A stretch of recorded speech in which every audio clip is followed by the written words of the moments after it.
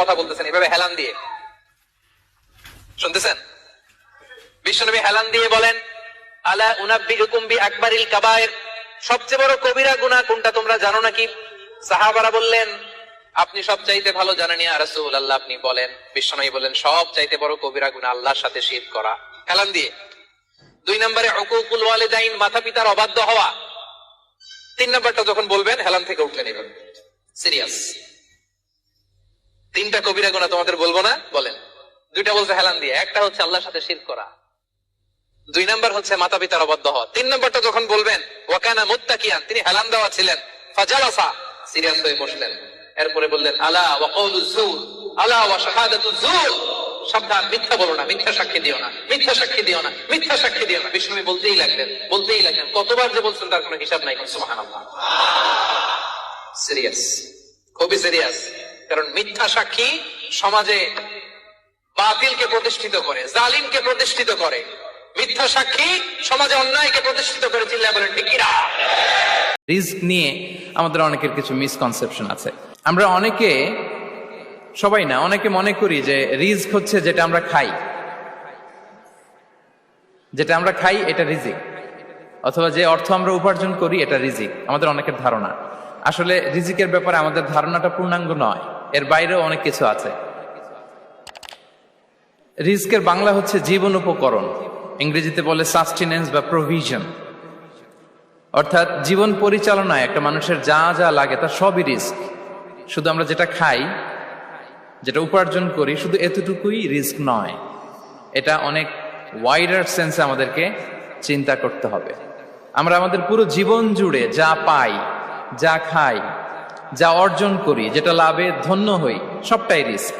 আমরা অনেকে যে বুঝি যেটা আমরা খাই, যেটা উপার্জন করি এটা রিস্ক, এটা যে একেবারেই রিস্ক নয় সেটা নয়, তবে এটা আংশিক সত্য, এটাও রিস্ক। অর্থ, খাদ্য, জাগতিক সম্পদ, এটাও রিস্ক।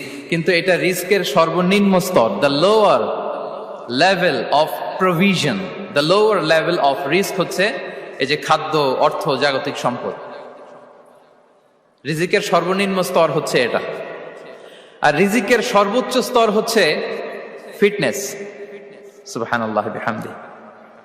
আমরা অনেকে এটাকে নেগলেক্ট করি, গুরুত্ব দেই না, কিন্তু এটাই রিজিকের সর্বোচ্চ স্তর, ফিটনেস। আপনি ফিট থাকা, অর্থাৎ ফিজিক্যাল অ্যান্ড মেন্টাল ফিটনেস, শারীরিক এবং মানসিক সুস্থতা, এটা রিজিকের সবচাইতে উচ্চতম স্তর, the higher stage of risk, provision, sustenance, fitness, সুস্বাস্থ্য, শারীরিক এবং মানসিক সুস্থতা।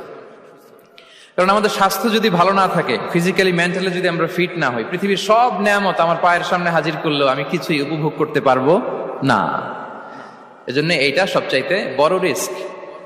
এবং রাসূলুল্লাহ সাল্লাল্লাহু আলাইহি ওয়াসাল্লাম তিনি বলেছেন যে নি'মাতান মাগবুনুন ফীহিমা কাসীরুম মিনান নাস, আস-সিহহাতু ওয়াল ফারাগ।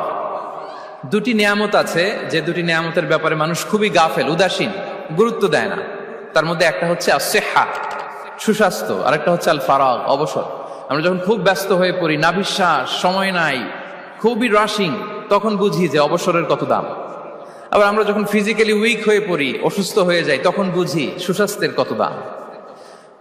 তো রিজিকের সর্বনিম্ন স্তর হচ্ছে, প্রিয় ভাই এবং বোনেরা, খাদ্য, টাকা পয়সা, জাগতিক সম্পদ, এগুলা। আর রিজিকের সর্বোচ্চ স্তর হচ্ছে fitness, physical and mental fitness.